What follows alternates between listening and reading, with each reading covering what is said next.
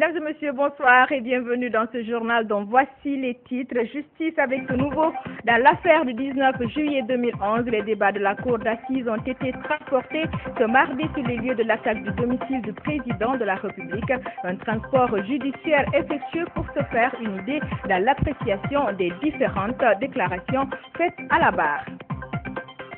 Le bloc libéral de Dr Faya Milimono prise le silence sur la tenue des législatives du 30 juin prochain. Devant la presse ce mardi, le BL regrette que la date ait été fixée par le chef de l'État sans aucun accord préalable sur les conditions d'organisation du scrutin. Et puis la première phase de la campagne nationale 2013 de distribution de moustiquaires imprégnés vient d'être lancée à Mamou. L'opération concerne 19 préfectures du pays et vise à lutter contre le paludisme. Une fois encore, bonsoir et bienvenue. La crise politique persistante entre les acteurs politiques abordée ce mardi par le bloc libéral. C'était au cours d'une conférence de presse à Conakry. La formation politique a regretté le décret du chef de l'État pour le scrutin du 30 juin. Le bloc libéral de Dr Faya Milimono n'apprécie pas non plus la gestion économique du gouvernement. Elhadj Oumar Barry. Après 2 mois de silence, le bloc libéral se retrouve à nouveau devant la presse pour s'exprimer sur la situation socio-politique et économique de la Guinée. Dr Faya Milimono s'est avant tout attaqué au décret du président de la République convoquant les électeurs aux urnes le 30 juin prochain au compte des élections législatives. Ces décrets, selon lui, constituent une violation de la loi. Je vous prie, au nom du BL, de ses militants, de ses sympathisants et au nom de tous les Guinéens qui se battent aujourd'hui pour la démocratisation de ce pays et un état de droit, que ce fameux décret que nous voulons faire annuler par les tribunaux soit trouvé dans les 2 ou 3 jours, parce que notre requête est déjà prête. Nous voulons la soumettre à la Cour suprême pour ne pas permettre à la Guinée de franchir le pas qui pourrait faire regretter ce qui va suivre à plus d'un. Autre sujet abordé au cours de cette conférence de presse est la gestion économique du gouvernement. Le bloc libéral la qualifie de dévastatrice pour le pays. Toute chose qui, selon eux, n'encourage pas la venue des investisseurs étrangers. La multiplication par 10 du taux d'imposition des entreprises privées en Guinée est exagérée. Par exemple, les radios privées communautaires qui avaient l'habitude de payer 2 millions de francs guinéens d'impôts par an payent désormais 20 millions. Quant aux radios commerciales qui payaient 2 500 000 par an, paye désormais 25 millions. Un commerçant qui avait l'habitude de payer 500 000 d'impôts par an paye 5 millions de francs guinéens. Le bloc libéral juge cette mesure inopportune et dévastatrice pour l'économie guinéenne. Ses effets pervers sont, entre autres, le manque d'investissement, la délocalisation des entreprises vers d'autres pays, le taux insignifiant de croissance et de création d'emplois. Pire, cette mesure sape davantage le pouvoir d'achat du Guinéen qui était déjà très bas à la prise de fonction de M. Alpha Condé. Par ailleurs, le bloc libéral invite les hommes des médias à lutter contre la manipulation de la couche juvénile censée être la relève de demain. Dans l'actualité également, les moniteurs du Conseil national des organisations de la société civile guinéenne ont procédé ce mardi à Conakry à l'évaluation de la récente révision des listes électorales. Objectif, discuter et échanger des difficultés constatées dans les différentes carles de la capitale, ce en vue d'envisager des solutions idoines pour parfaire les prochaines étapes du processus électoral en cours. Le compte-rendu de Billy Nankumakonde est lu en studio par Mamadi Kamisoko. Après la fin des opérations de révision des listes électorales, l'heure est au bilan. Les moniteurs déployés par le Conseil national des organisations de la société civile pour la circonstance ont sillonné les différentes carles de la capitale. Objectif, suivre de près le déroulement du processus de révision des listes électorales afin d'évaluer le travail accompli par les opérateurs de saisie. C'est une rencontre d'institutions suite à l'observation que nous avons mené lors du processus de révision des listes électorales. Nous avons réuni l'ensemble des moniteurs de Conakry pour nous expliquer leurs difficultés, le taux de participation sur Conakry. Ce taux de participation sur Conakry varie entre 60 et 80 enrôlés par jour. Donc à cette étape, nous sommes satisfaits non seulement du taux d'enrôlement, nous sommes satisfaits de l'enregistrement des incidents très mineurs.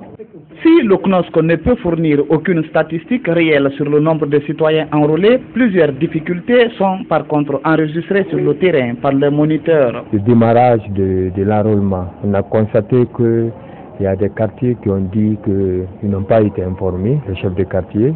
Donc cela a retardé la première semaine, par exemple, la mobilisation de certains. En plus, nous avons constaté aussi le délestage à Kalom. Nous avons évoqué plusieurs difficultés que nous avons rencontrées sur le terrain, notamment la distance qui existe entre les différentes carles. Il y a également des problèmes liés à l'enrôlement des demandeurs.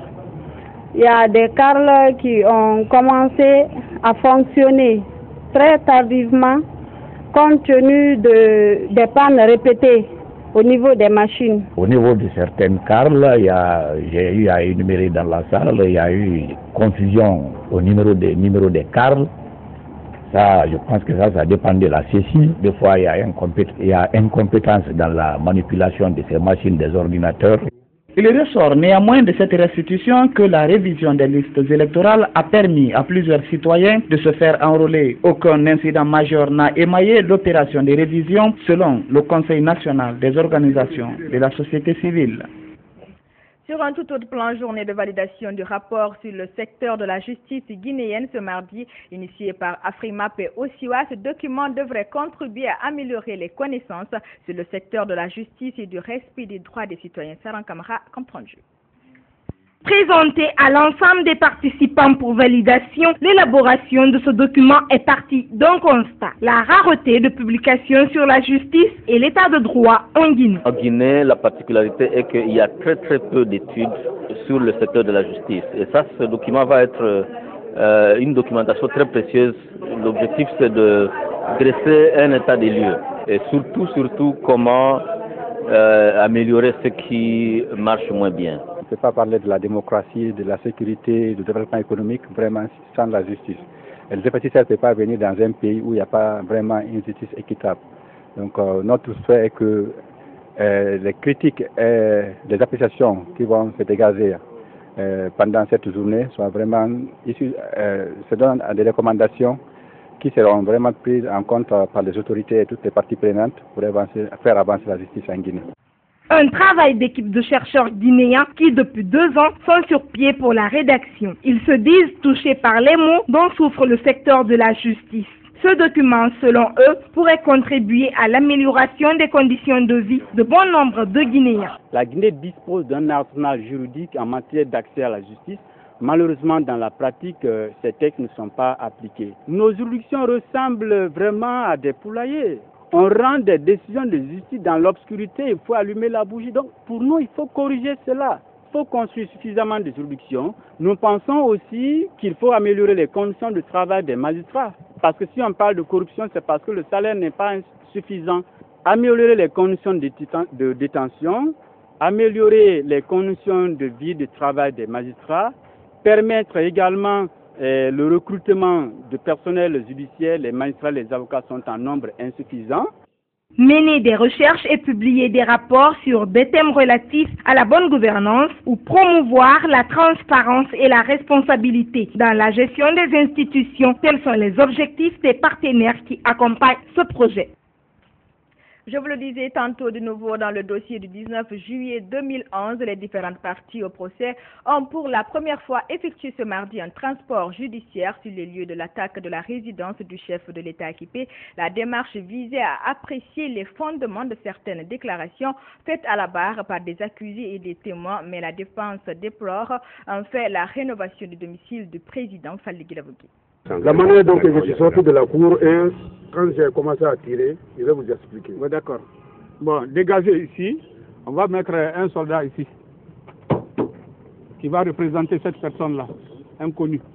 Hein? Dernier virage pour la clôture des débats de fond dans le feuilleton judiciaire du 19 juillet 2011. Les parties au procès ont effectué un transport judiciaire à la résidence privée du chef de l'État assise à Kipé. Objectif, reconstituer les faits et se faire une idée des déclarations faites par l'un des accusés, le commandant Alpha Oumar Bofa Diallo alias AOB, et des témoins de la garde présidentielle présents sur les lieux le jour de l'attaque. Un transport judiciaire sous haute surveillance avec un dispositif sécuritaire impressionnant. J'ai appelé le chef de poste. Il est venu vers moi. Je lui ai montré les voitures sur les rails. Je lui ai dit, les voitures là, c'est des assaillants qui sont là-dedans. Ils veulent me tuer et veulent vous attaquer. On a fini, dès qu'il a fait d'eau, je me suis embarqué dans ma voiture, j'ai continué. La garde était là, dehors, au long de la route. D'accord. Vous êtes limité ici. Ici.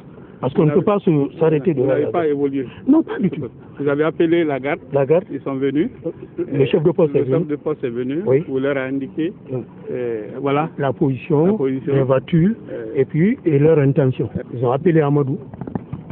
Il était à mes côtés droits. J'ai dit, Amadou, c'est pourquoi tu m'as appelé?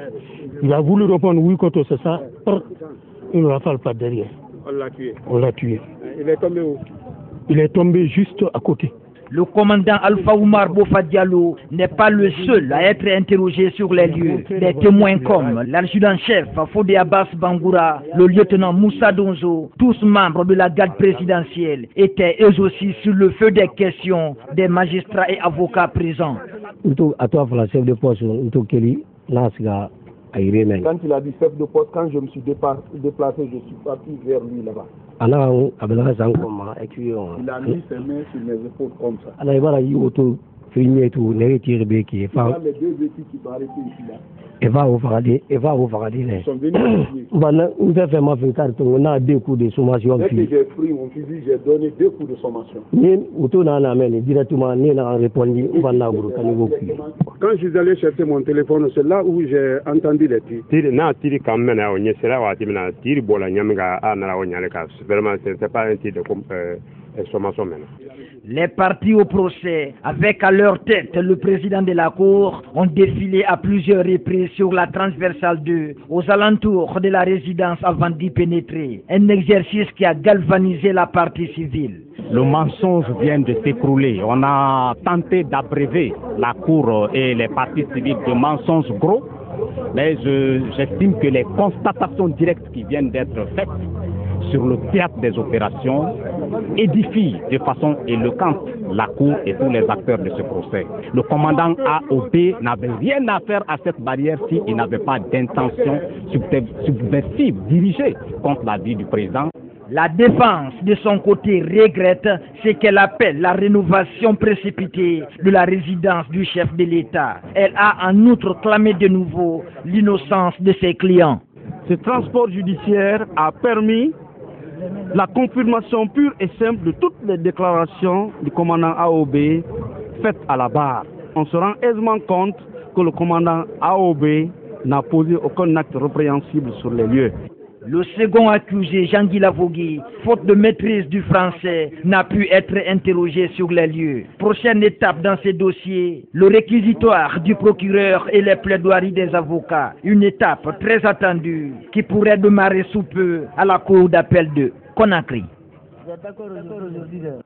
Un reportage signé Mfali Guilavogui à présent des menaces de mort à l'encontre de 2 journalistes, d'un avocat Nourou Baldé, directeur de publication du journal L'Observateur, Tierno Mamadouba du Défi et maître Tierno Souleymane Baldé recevraient régulièrement des appels anonymes des individus non encore identifiés. Les 3 personnes craignent pour leur sécurité. Djabachir. Il s'agit pour ces journalistes qui seraient victimes de menaces de mort d'exprimer leur inquiétude à l'opinion nationale et internationale. Selon les conférenciers, dans la matinée du 16 mai 2013, aux environs de 9h11, le journaliste Nou Baldé, directeur de publication de l'hebdomadaire L'Observateur et chef de bureau adjoint du site d'information Guinée News, aurait reçu un SMS du numéro de téléphone 00244 94 58 25 782, le menaçant de mort. Et pour cause, selon l'Institut de recherche sur la démocratie et l'état de droit, ces menaces font suite à une information traitée par nous Baldé et publiée sur un site d'information. C'était le 16 avril dernier quand j'ai traité une information portant sur une menace de mort, portant sur El Hassan Diallo, président de l'IFDG. J'avais échangé avec lui, je n'avais pas traité l'information. Pour moi, c'était une information pour que je sois informé. À partir de la publication de cet article, j'ai reçu plusieurs coups de fil, et surtout de nuit. Donc c'est embêtant la nuit que quelqu'un t'appelle pour dire « je te connais, je vais t'éliminer, on va en finir avec toi ». Dans sa communication, Nuhu Baldé appelle à une solidarité pour dénoncer cet état de fait. Qu'on doit se battre et mobiliser les confrères, dénoncer cela. Plus loin, d'autres journalistes, Thierno Mamadouba du journal Le Défi et Maître Thierno Souleymane Baldé disent avoir reçu aussi des injures et des menaces par téléphone alors qu'ils venaient de terminer une émission avec RFI. J'étais invité de RFI dans Allo Presse le matin. Juste après mon émission, c'est un haut responsable de ce pays qui m'a appelé pour m'insulter et très sérieusement me menacer de mort. Aujourd'hui, c'est le cas de Nuhu Baldé, mais au-delà, on a vu une suite, on a la déclaration qu'on vous a distribuée. Nous avons juste en fait mentionné certains exemples pour vous donner en fait une idée qui représente les actes dont les journalistes sont victimes en général. Et c'est important dès maintenant qu'on arrive vraiment à se mobiliser pour que de telles pratiques puissent s'arrêter. Ainsi, Nuhu Baldé aurait saisi le procureur de la République dans une plainte portée contre X pour menace de mort. Éducation dans cette édition, suite ce mardi de l'examen d'entrée en 7e année, une évaluation placée sous le slogan Tolérance zéro vers l'excellence. Dans certains centres de la commune de Ratoma, le code de bonne conduite est respecté à la lettre si certains candidats saluent le bon déroulement des examens. D'autres par contre reconnaissent avoir rencontré des difficultés d'aborder des sujets. Placé sous le slogan Tolérance zéro vers l'excellence, l'examen d'entrée en 7e année s'est poursuivi ce mardi sur toute l'étendue du territoire national et les candidats se montrent confiants quant au bon déroulement des épreuves. Vous avez fini avant l'heure, c'est ça? Oui. Dites-nous comment ça se passe? Ça s'est passé bien parce qu'on ne nous a pas collé, les sujets ne sont pas difficiles. Si tu as révisé bien à la maison, tu pourras trouver les sujets qu'on a donnés. On a vu d'abord dicter questions. Le ministère de l'Éducation n'a pas donné les sujets si difficiles. On n'a pas trouvé les questions parce qu'on n'a pas bien révisé les sciences, c'est pourquoi.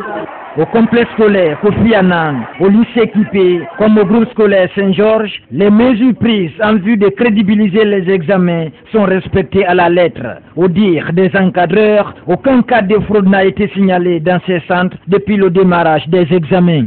Ce matin, déjà, avant la montée des couleurs, nous avons fait un rapprochement entre la journée d'hier et la journée d'aujourd'hui pour que celle d'aujourd'hui soit meilleure à celle d'hier. Les surveillants aussi, on leur a dit d'exhorter les enfants à ne pas se presser à rendre les copies. Je crois que tout se passe dans de bonnes conditions. Depuis, on n'a pas enregistré un cas de fraude encore. Tous les règlements et principes qui ont été votés sont respectés à la lettre. La régularité des élèves, des candidats, la ponctualité également des surveillants, la bonne vigilance surtout des membres de la délégation chargée de l'examen.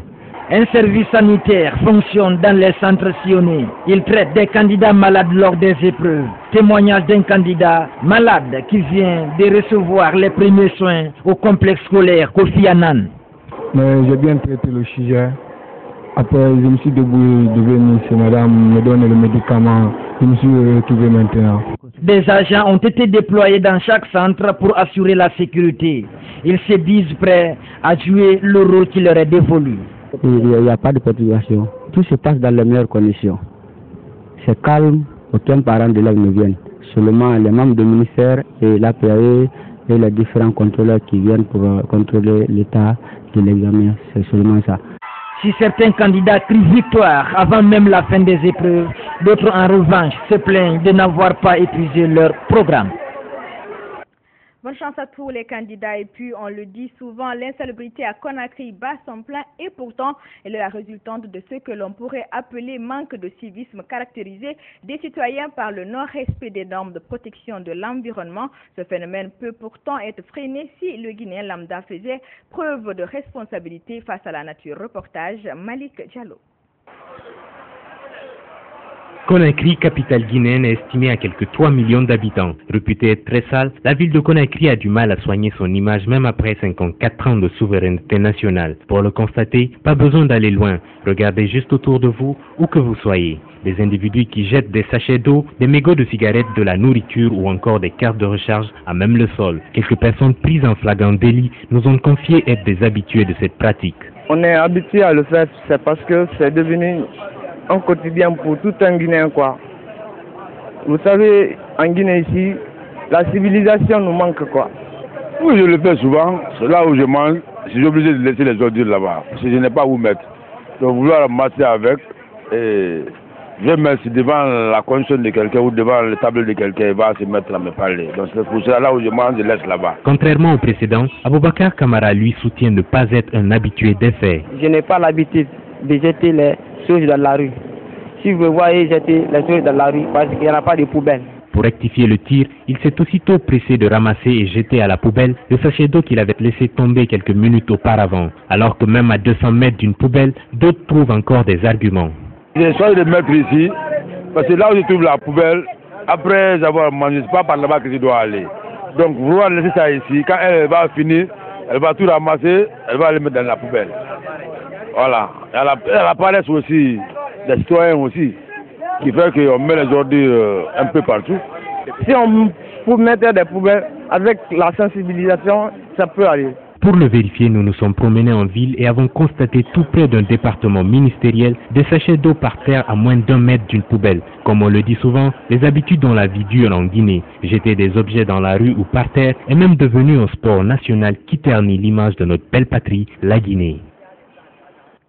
Je vous le disais en titre, c'est sous le slogan contre le paludisme. Agissons maintenant que la campagne de distribution de moustiquaires imprégnés a débuté hier. Lundi, c'est la région de Mamou qui a abrité la cérémonie de lancement. Plus de 3 millions de moustiquaires imprégnés seront distribués dans 19 préfectures de la Guinée, dont entre autres Mamou, Farana, Zérékoré, Sigiri, Kissidougou. Aminata Djontou Diallo. D'après plusieurs sources, le paludisme constitue la première cause de consultation et de décès dans les formations sanitaires en Guinée. Le taux de prévalence varie de 3 à 60%. D'après les statistiques de 2012, Farana est la région la plus infectée avec 60%. La Guinée forestière occupe la deuxième place avec 59% et Conakry avec un taux de 3%. Pour l'éradication de cette maladie, le gouvernement guinéen a obtenu du Fonds mondial une subvention pour la mise à l'échelle des interventions de lutte contre le paludisme dans les zones de haute transmission, d'où la distribution de plus de 3 millions de mildas, entendez, moustiquaires imprégnés d'insecticides à longue durée d'action dans 19 préfectures au compte de ce premier volet. Cette subvention a pour objectif de réduire la morbidité et la mortalité due au paludisme de 50% d'ici 2016. Pour ce faire, le département de la santé, en collaboration avec les partenaires impliqués dans la lutte contre le paludisme, ont mis des stratégies en place. La mise à l'échelle du traitement préventif intermittent chez la femme enceinte à plus de 60%, la couverture de la population en moustiquaires imprégnés à 51% et le traitement avec les antipaludiques selon les directives nationales à environ 40%. Les 6 millions de moustiquaires que nous allons utiliser cette année, c'est plus de 30 millions de dollars. Alors, si la population n'utilise pas ces moustiquaires, ça devient une perte énorme pour le pays. Ces moustiquaires ont fait l'objet d'un contrôle rigoureux et ne présentent aucun danger pour l'utilisateur. Elles ne provoquent pas d'intoxication. La durée d'utilisation de ces moustiquaires est d'environ de 3 ans. Pour le gouverneur de Mamou, le choix porté sur sa région pour abriter cette cérémonie de lancement n'est pas fortuit, car les plus vulnérables dans sa région sont les femmes enceintes et les enfants de moins de 5 ans. Il pense que l'obtention des mildas par sa population aura des impacts positifs sur la santé. Le chef de quartier, lui, a mis l'occasion à profit pour lancer des doléances auprès du gouvernement.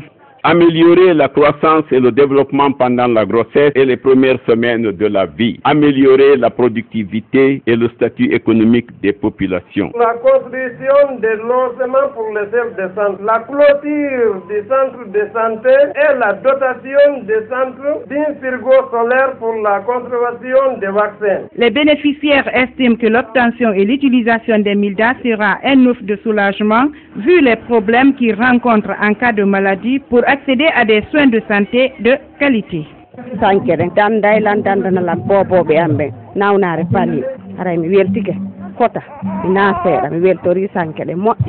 Des sketchs de sensibilisation sur le paludisme et des animations de certains chanteurs guinéens ont ponctué la cérémonie de lancement. Des autres volets verront le jour bientôt, mais cette fois-ci financés sur initiative du président américain pour les 19 autres préfectures, y compris la capitale Conakry.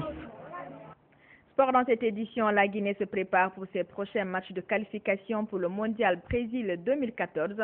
Le sélectionneur de l'équipe nationale de football a conféré ce mardi avec les hommes de médias sur les aspects liés aux préparatifs des rencontres du Sili de Guinée. Michel Dussier en a profité pour dévoiler la liste de 23 joueurs convoqués. Oumar Djabi.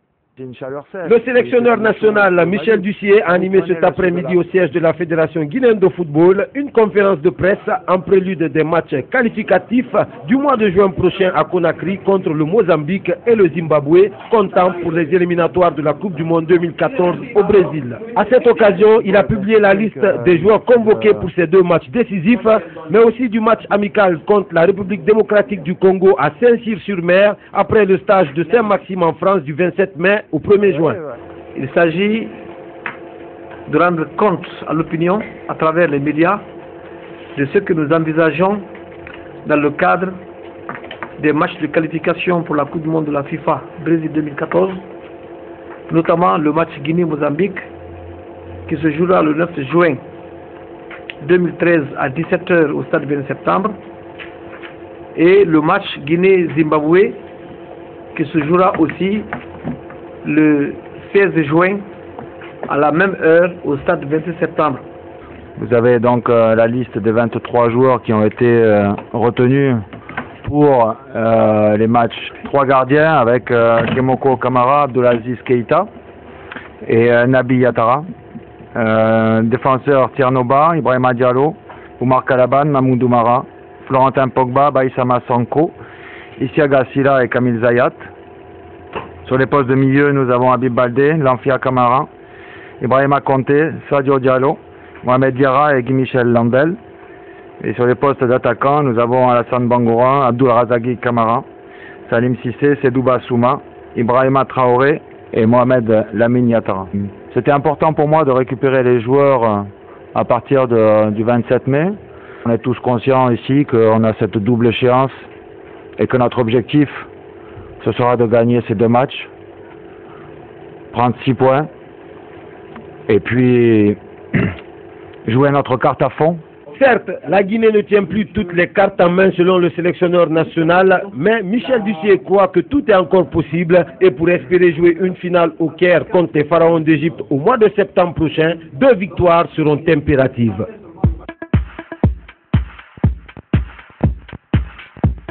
Le chiffre est impressionnant et constitue un record. L'Allemagne a accueilli l'an dernier 1 million d'immigrés sur son territoire. La plupart de ces hommes et de ces femmes viennent des autres pays d'Europe en crise pour tenter de trouver un travail. Reportage. La chancelière l'a récemment répété, la porte du pays est ouverte, l'Allemagne a besoin des étrangers. Le secteur hospitalier, l'un des plus touchés, il manque des spécialistes dans tous les secteurs. Il n'y a que 5% des hôpitaux allemands qui disposent d'assez de personnel. Un gros problème en Allemagne. Ce directeur de clinique a pris lui-même son téléphone pour faire venir 12 médecins de Grèce. Il y a 1 an, Grisa ne parlait pas un mot d'allemand. Aujourd'hui, cette neurologue d'Athènes soigne les malades. À 29 ans, elle a tout quitté, sa famille, ses amis, et elle ne regrette rien. Je peux enfin travailler, gagner de l'argent, obtenir un nouveau diplôme et aider ma famille qui est en Grèce. Venir ici était une bonne décision. Avec le vieillissement de la population, il va manquer 6 millions d'actifs en 2030. Le gouvernement a créé l'an dernier le site internet Venez réussir en Allemagne. Celui de l'Agence pour l'emploi titre Le job de ma vie. Le message est passé. 80% des nouveaux immigrants viennent d'Europe. Les plus nombreux sont les Polonais, les Roumains, puis les Bulgares. Autre confirmation, l'Europe du Sud choisit l'Allemagne, l'Italie, l'Espagne, la Grèce, enfin le Portugal. L'immigration en provenance de ces 4 pays a bondi de 40% l'an dernier. Il y a beaucoup d'opportunités et d'emplois pour les ingénieurs. Un gars m'a dit, si tu es ingénieur, tu dois venir en Allemagne. 1 million d'immigrants, plus de 600 000 départs, le solde net 360 000 personnes qui ont choisi de rester en Allemagne, l'Eldorado économique. C'est la fin de cette édition d'information. Merci de l'avoir suivi et bonsoir chez vous. Ce journal est à retrouver sur notre site web www.groupeevasionguinée.info.